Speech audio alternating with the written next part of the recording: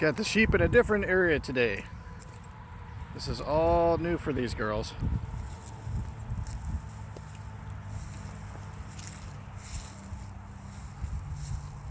We got an old farmhouse over there.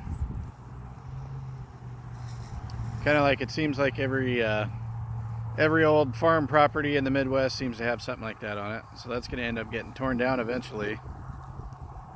But right now, these girls are cleaning up this tree line here. And there's actually some really good forage in here for them. So it is chow time. I figured I'd find them a really good spot where there was some good grass. Considering it's winter and all, we've been having freezes and wind, and we actually been getting some rain, but of course most of the grass isn't going to grow much at the moment.